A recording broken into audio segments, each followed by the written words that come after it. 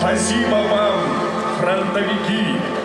Спасибо вам, труженики тыла! Низкий вам поклон! Мы должны помнить и чтить. Хорошо, что здесь находится много детей. Пока наши дети и дети наших детей будут помнить этот день, будут относиться к нему как к самому главному празднику, мы будем едины и непобедимы.